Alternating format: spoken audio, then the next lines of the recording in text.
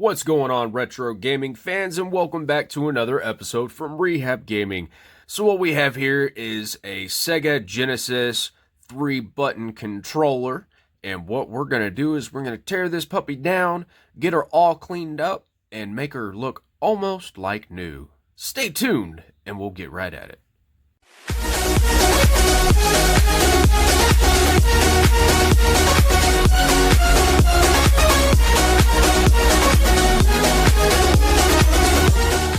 Alright, so first things first, what we got to do is we have to turn this controller over, and we're going to have to take out all these screws on the backhand side. They're actually going to be a Phillips screw head, so we'll go ahead and grab a Phillips precision screwdriver and get started on taking out these screws.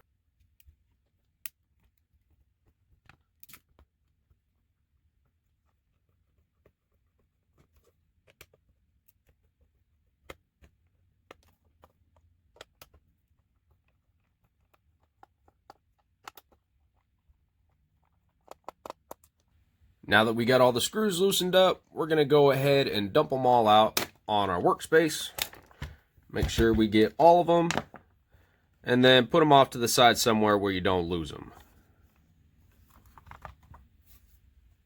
So we're going to go ahead and take the case off of the back side, and we're greeted with our main board. Now, in order to clean this up, what I'm going to do is I'm going to stick both halves of the controller casing in some warm soapy water to soak so we can get all this garbage and junk out of here. We have a little bit of dust right there. Turn it over to the front. You got all this grime that's built up in the directional pad area. Also the grime built up in these little valleys here around the buttons. So we'll go ahead and take the board out. Pop out the strain relief. These are going to be the buttons on the backhand side, and it looks like, yep, our little rubber contact pad for the directional pad came off with our board, so we'll go ahead and peel that off. But you have these little rubber pads for the start button and the action buttons. So we're going to go ahead and take those rubber pads out, set those off to the side. We'll dump out our buttons. That way everything is all free and clear. And we'll stick the buttons and the controller casing in some warm soapy water to set probably about 15 minutes, 20 minutes or so we can loosen up all this gunk. Now that we have those parts soaking in some warm soapy dishwater, we're going to go ahead and draw our attention to the main board of the controller and these rubber contact pads. So I'm looking at the rubber contact pads, and right around here, you can bend the pad and look at this seam where the most stress is on the buttons. As you push down on the buttons, right up here on this ridge is going to be the stress point. And so what you want to do is look at all of your buttons, make sure that it doesn't have any cracks or anything in this rubber here for the contact pad. And then if you have any cracks in them, just know that you're going to have to replace them because they're not going to work later on down the road. And the interesting thing about the SEGA Genesis controller contact pad is it has this little metal ball in the center. I always thought that was kind of interesting with these controllers. Nintendo never had any metal ball in the center, and I don't know exactly the reason why. I think that has something to do with the directional pad sitting on top of it, and that metal ball acts as a pivot point, I believe.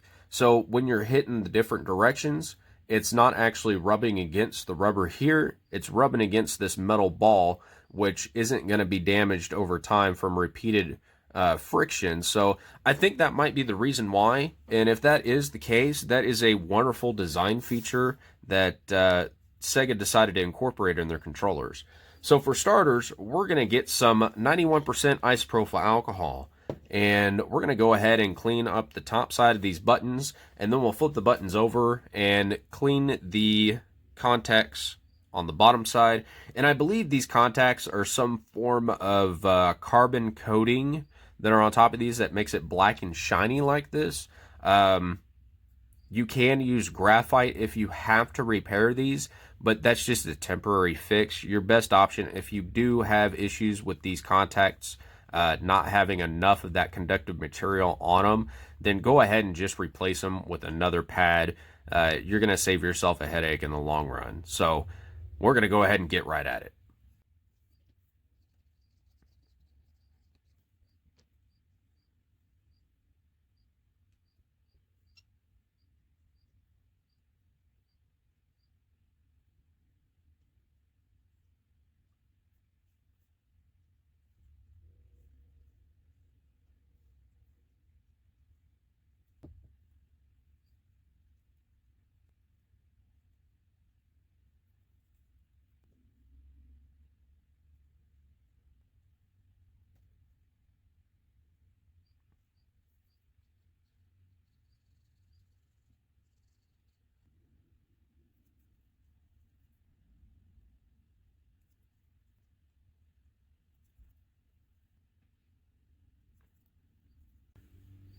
So now that we got all those pads cleaned up, we'll take a look at our Q-tip, and you see that black residue there? That's actually going to be part of that conductive coating that's on the underside of those buttons. If you rub too hard, you will actually rub the coating completely off of that contact pad.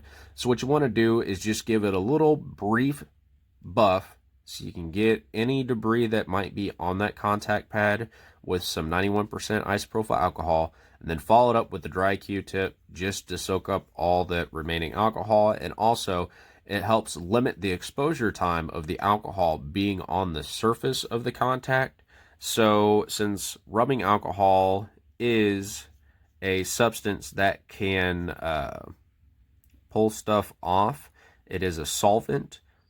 Since it is a solvent, the longer that it is on these pads, the more of this material it can pull up. So the least amount of time possible on these pads cleaning them is going to be your safest bet when you're giving them a good clean. Just don't use too much pressure so you don't rub off any of that conductive material. Now we're going to go ahead and take a look at this main board for the controller. You see the wires come in through the backhand side of the board and terminate right here at these pins. It looks like there's a little bit of leftover flux from when they soldered those pins into place. So we'll go ahead and take our soft bristle toothbrush and just give this area a nice little scrub with isopropyl alcohol to get all that loosened up, and then we'll soak it up off the board with a Q-tip. Now, most flux compounds have some sort of acid in them unless they are specifically designed to be no clean flux. So when you leave flux on a printed circuit board, it can over time deteriorate this green solder mask. This actually protects the surface of the circuit board, and it can remove that layer of the solder mask and get down to the copper traces. That's the shiny part that you can see through the green. And so once it gets down to the copper traces, it will unfortunately begin a process of corrosion and oxidation. And what happens is that when moisture, humidity, and air gets in contact with the copper, it's going to create a chemical reaction that's going to cause all of this copper to oxidize, and basically over time that oxidation can eat through the copper itself and damage a trace.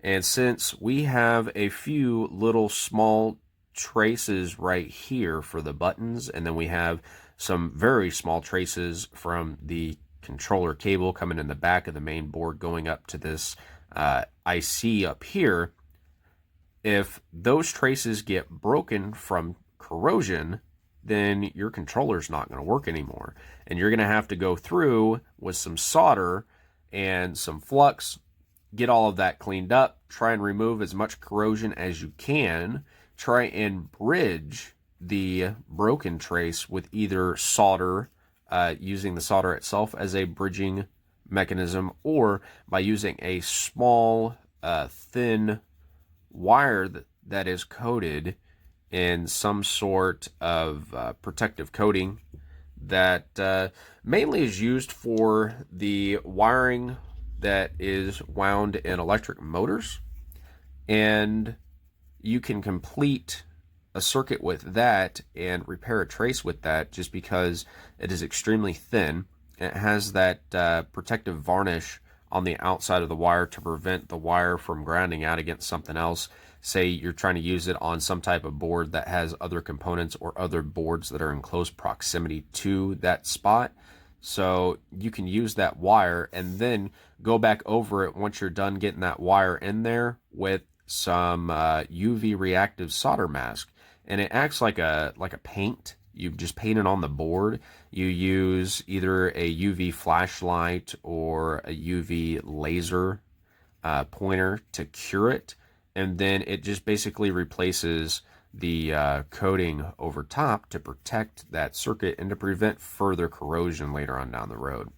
Now, the biggest thing you want to remember when you're trying to remove corrosion, especially on traces, is that you have to get all of the corrosion up from the surface that you're trying to repair.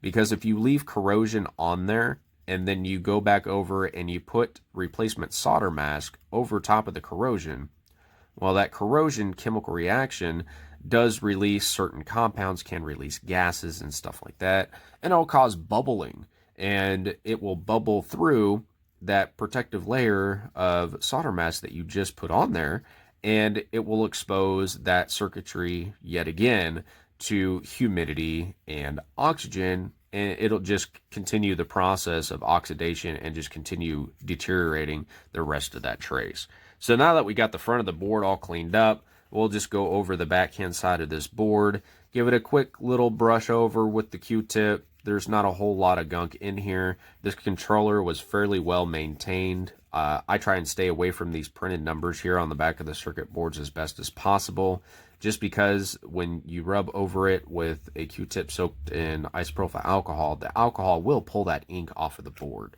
So just fair warning on that. And then once you're done with that, make sure you dry off your soft bristle toothbrush and then lightly go over the top of the circuit board to remove any of the strings that can come off of these cotton swabs. Because unfortunately, here, I'll get a little closer. You see those little strands of cotton on the top of the cotton swab? Those can get caught here on the pins of the main board, and you can get them all caught up in here, and we just don't want to leave that gunk in there and run the risk of it having any issues later on down the road. So we go ahead and brush all of that main board off just to make sure we remove all those cotton strands. So after about 15 minutes or so, we'll break out the two parts of the controller's shell and also break out the buttons. We'll give them a good scrubbing with a toothbrush and then dry them off and see what kind of condition that they're left in after we get all the gunk off of there. Maybe in another video, we'll come back with some plastic rubbing compound and polish the controller up and give it a nice good shine if we can't get it restored by just soaking it and giving a quick scrub with a toothbrush. But right now, we're going to go ahead and grab a rag, put a little bit of rubbing alcohol in the corner of the rag, and we're going to go over this controller cable and see how much gunk we can get off of there. Alright, so I soaked the corner of this rag in some isopropyl alcohol, and what I'm going to do is I'm just going to grab this controller cable and give it a good scrub. Now it feels like that this controller has been wound up for a long period of time, and the controller cable has developed a memory to it where the wires have these bends and loops in them, just because once copper wire has been placed in a position for a certain period of time and went through a couple of heat and cold cycles, what normally happens during storage, as the seasons go through here in the United States, then it develops a memory and you get these permanent loops in the wire. Now, these loops can be taken out. However, the main issue with these loops over time is that if you have a severe bend in the wire like this, you can actually get a break in the copper as the copper wire is exposed to different temperature conditions, or if it has repeatedly moved back and forth like that, then it will break those conductors inside of your cable, and you'll unfortunately have to be replacing a controller cable for your controller.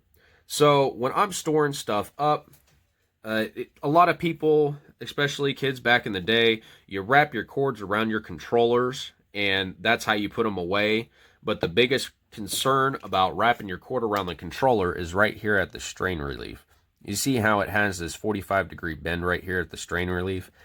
That, unfortunately, is going to cause problems later on down the road as soon as it gets straightened out, and it can break these conductors down in there.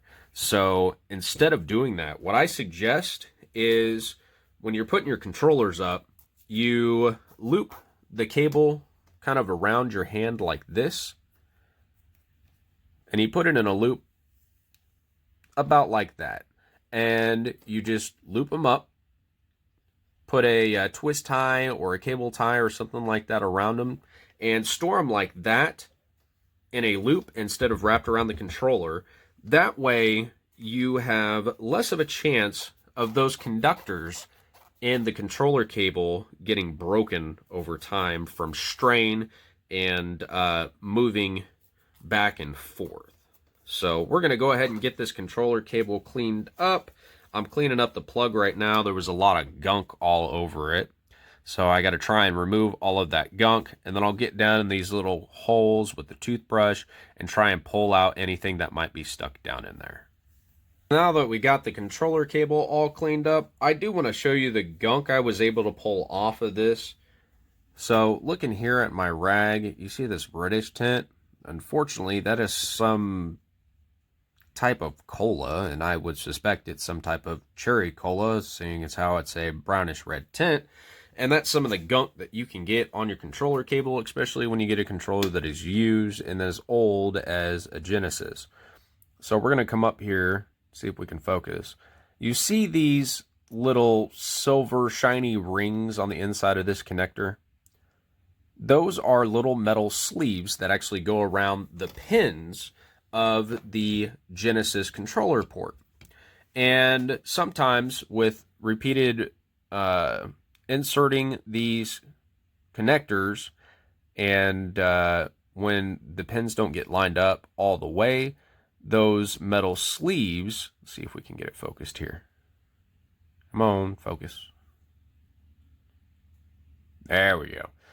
So these metal sleeves can actually get bent off to the side, like you see that one on the upper left-hand corner. And what I like to use is I actually have like this little tool right here, and it has a very fine point. And so I stick this down in here just to realign those metal tubes on the inside of the controller connectors and make sure that they are aligned. And when I stick the controller into the console next time, I'm not going to have any issues with bending the pins or the controller connector not going into the port properly. So all the controller parts have been soaking for about 15-20 minutes. Took them into the sink, and what I use is I use a Tupperware bowl with a lid so I can agitate them a little bit every once in a while, just try and break loose all of the gunk. And when they're done, I take the entire bowl into the kitchen and I start putting cold water into the bowl in order to help cool off the water inside, so I can prevent the plastic from any micro fissures occurring because of an extreme temperature change. And that's what I do in order to get these parts out of there. And then I hit them with a toothbrush, get them all cleaned up. And these actually didn't turn out half bad. Now what I want to do is I want to go over stuff that you're going to run into. If you can see, there is some white residues and scarring on this button right here. Now that's actually where the button has been pressed multiple times and it has rubbed into the plastic, and that friction causes this white residue to appear on the outside of the plastic because it's taking off this protective coating. All plastics have a thin, clear protective coating in order to protect the plastic from wear and chemicals and stuff like that, and in order to prevent it from becoming cloudy over time. So as that protective coating gets worn off, you get this streaking effect.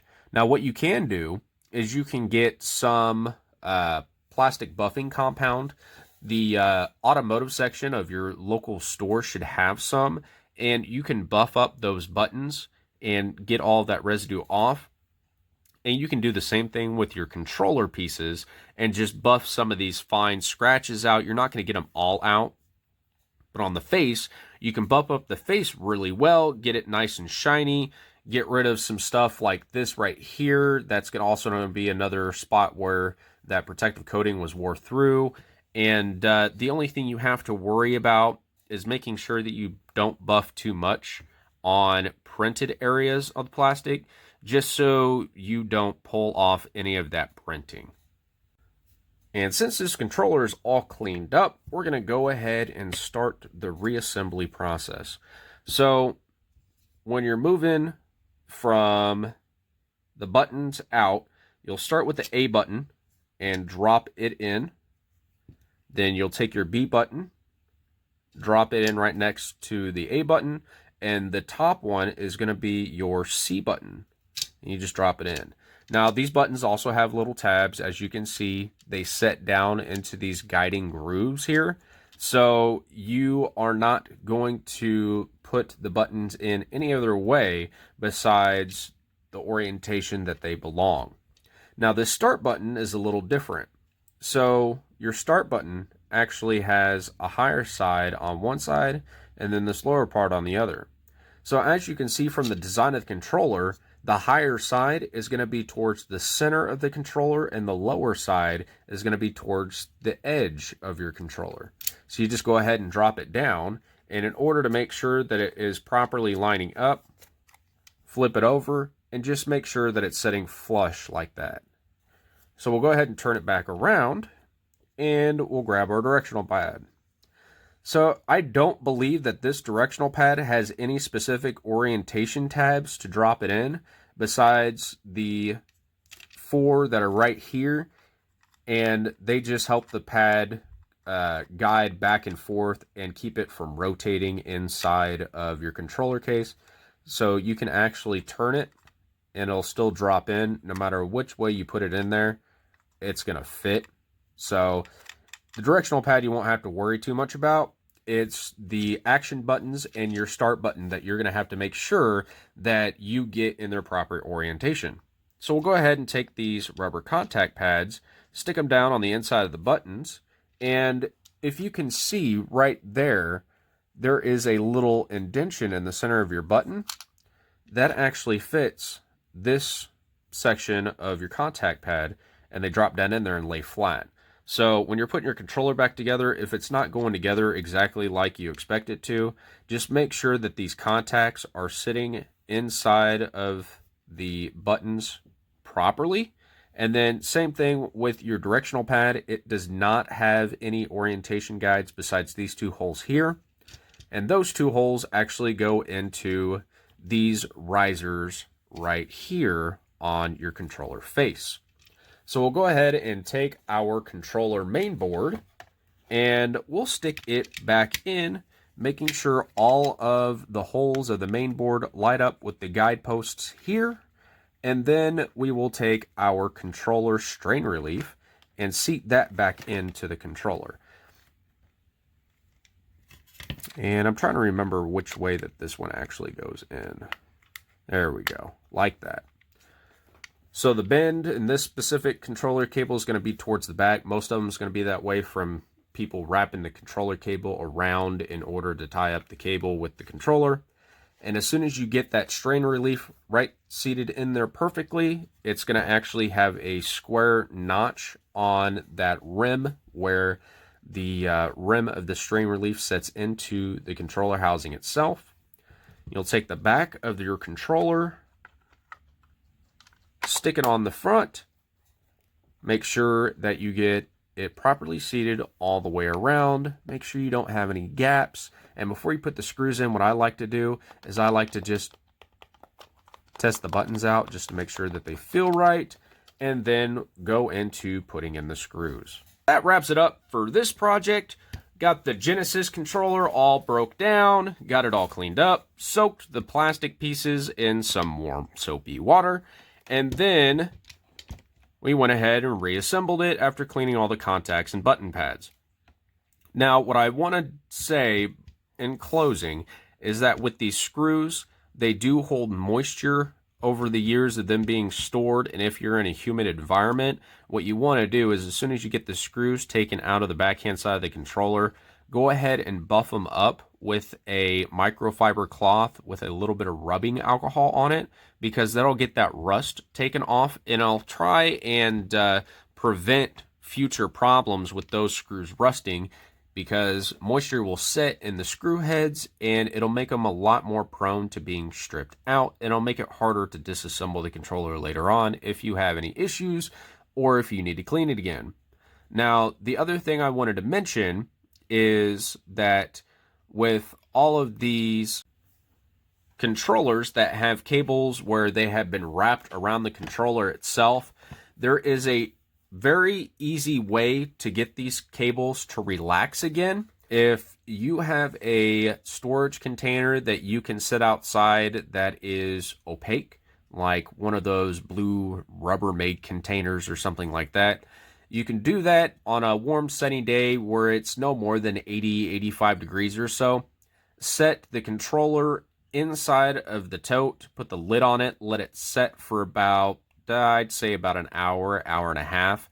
That way it'll warm up the plastic coating on the outside of the controller cable, and it'll actually make the controller cable easier to manage, and you can actually remove a lot of this wire memory from the cable, and you can get it straightened out again. And then after you get that done, what you can do is you can roll it up like I told you before, and put a twist tie on it and just put it in a box or put it in a drawer somewhere. That way you know that later on down the road you're not going to have issues with broken conductors inside of your controller wire. So thank you for joining us today as we tore apart this Genesis controller, getting her all cleaned up. If you enjoyed the video, go ahead and drop a like down below. If you'd like to see more of our videos, please feel free to subscribe to our channel. And don't forget, hit that bell notification so you are notified every single time a video is released. Also, we have our own Facebook page at Rehab Gaming. Feel free to stop by and check out what we are planning for the channel, any new series that may be coming out for the channel, any new episodes that we plan on uploading, and also we have quite a few retro gaming groups associated to our channel, and that would be a great resource if you're trying to find that one game for your collection, or if you just need a little bit of advice from other people in the community on how to get your systems and games back up and running. So without further ado, thank you for stopping by, and we hope you have a wonderful day.